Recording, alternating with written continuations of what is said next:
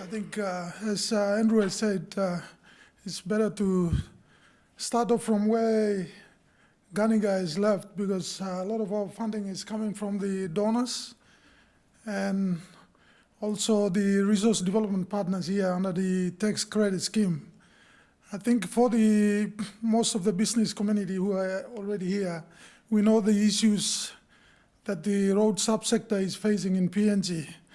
We are in a big situation where we're looking for ways to reduce the massive backlog that we are sitting on at the moment. And what I will be presenting today is all about the plans that the government has going forward in the next 20 years to try and reduce the backlog, improve our economic roads, and support business and service delivery in PNG.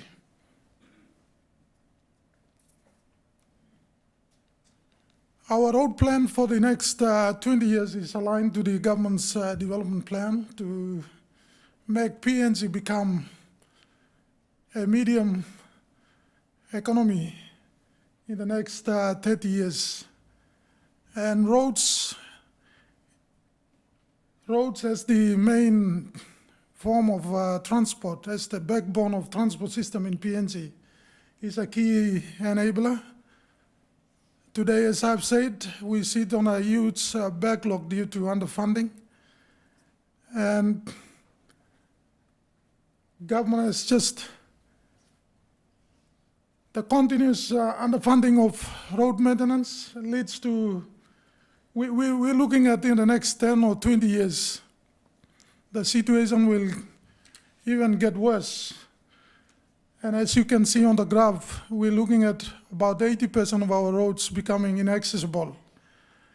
And the impacts on movements of goods and services because of the growing situation is a serious consideration.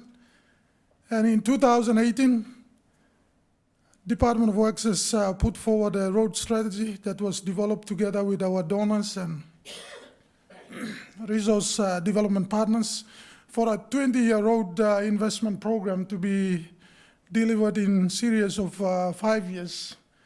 It is a 21 billion program covering about 30,000 kilometers of road, focusing mainly on those key economic areas that Minister Mori alluded to yesterday in his presentation. We want to boost those key economic roads accessible and able to support movement of business in the country. As I've said, as the Minister alluded to yesterday, there are five major economic corridors that the government has declared as the economic zones. Part of this 20-year plan is to develop these key economic roads. At the moment, our road network is still disconnected. We have regional highways that are yet to be connected. And part of the plan is to also open up those missing links, so for the first time we can create a national network that connects the entire country from one point to another, including Port Moresby, the capital city of PNG, is yet to be connected by a road network.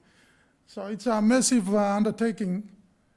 But importantly, we're looking at the Momase corridor. That's where a lot of oil palm and other agriculture industries are. The Islands corridor, as Ganiga has said, there's already some work starting at on the main highway, on the main corridor in the Highlands region. We're looking at connecting the central islands into the central to connect to Port Moresby, all the way into Alatau. At the tip of Alatau, we're already starting some work under the World Bank funding, and also looking at the New Guinea Islands corridor as well. So once this network is connected, PNG can talk about a truly national network that connects the entire PNG from one end to the other. So When we talk about the missing links, it's almost like 2,000 kilometers of missing links that needs to be connected to connect the islands region into Central, to connect the Momase corridor into Morro Bay and then eventually into Port Moresby. All this put together is we're talking about more than 2,000 kilometers of new roads, and then existing 4,200 kilometers of existing regional highways that needs to be connected.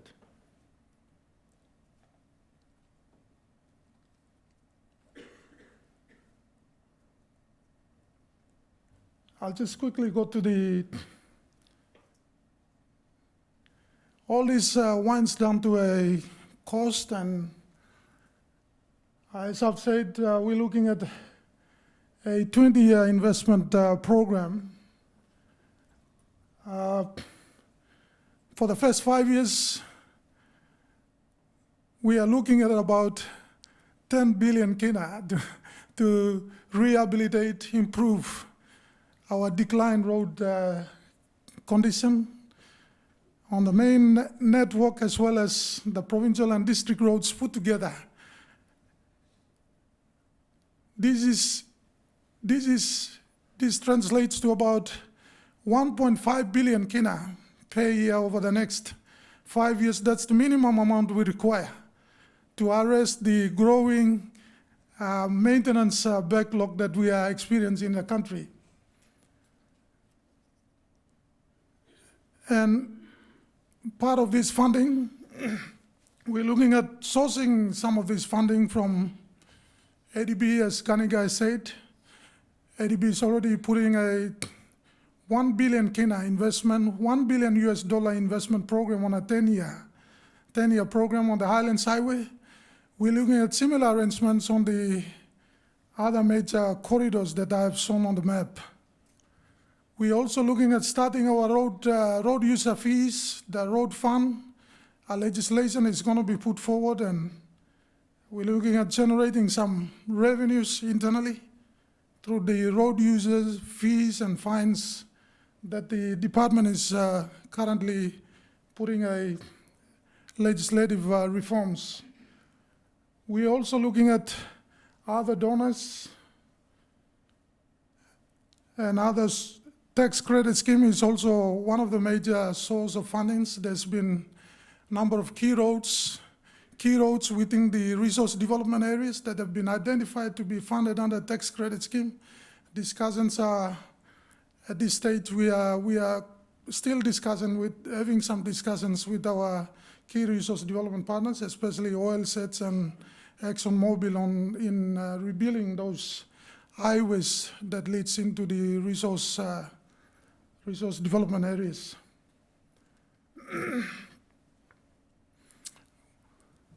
At least what gives us confidence is that the government is committed to the long-term program, and there's already some work starting at this stage. And this is not business as usual. There is a shift in the way we think and do our long-term maintenance programs, and attending to some of those programs on a long-term base. Government currently has more than 2 billion worth of capital works and maintenance programs running on key economic road sections that will support the growth. The Sustainable Islands Highway is an example. It's on the multi-financing facility under the ADB, going on for a 10-year program. Under the Trans 1, we are covering about 430 kilometers, equal to 1.36 billion kina on a EPC contract to 3 main contractors. As Kaniga said, works are slowly starting. At this stage, we are doing mainly emergency maintenance works to keep the highway open. Contractors have now fully mobilized, and some of the permanent works that are planned in the program should is already starting. So similar arrangements, we're looking at the Momase corridor, under ADB. Some feasibility studies and front-end engineering works are also already starting. We're looking at long-term program-based. I think the government is also shifting away from project-based loans to now more a program-based loan on multi-financing that gives a lot of guarantee to the contractors, to the programs we are developing as well when it comes to funding. And only when we do that, I think we can recover a lot of the roads that are in bad condition at this stage.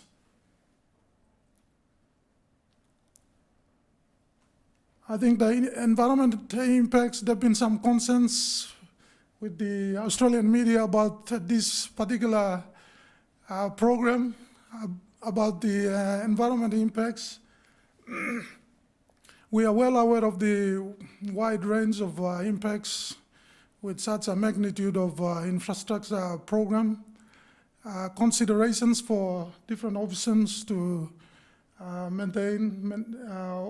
to mitigate and overcome such impacts and threats on the biodiversity, as well as the natural environment is part of the integral part of the decision making, and in line with the PNG's stringent environment protection and conservation laws, we are always complying with those requirements of the laws to make sure we build a environmentally friendly infrastructure in the country. This will bring about, this road network looks at it focuses on the 80% of the rural population as well as the business community, and we believe that when these roads are maintained, rehabilitated and up and running, it should bring about a lot of sustained benefits into the future in terms of business, movement of social services into those rural remote areas, and also provide access for our rural farmers and people who are struggling in the communities of the country. Because we are going into program-based EPC lump sum contracts, I think the opportunities for doing right upfront feasibility studies and engineering works upfront is very important. And we are using a lot of expert support on the feasibility studies, site investigation, design. We also utilizing the Australian-based consultants to help us manage some of those big programs up in the Highlands Highway. The Highlands Highway program under ADB is now managed by an Australian team to make sure there is proper management and supervision of these major programs we are undertaking in the country.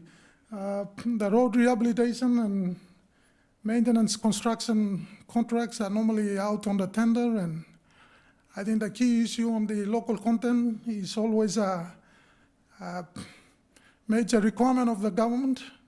We are allowing in our contracts 30 to 40% for the local content, by way of joint venture arrangements as well as subcontract arrangements. So that is well taken care of in our major contracts that we are putting out. Thank you very much for listening. Thank you.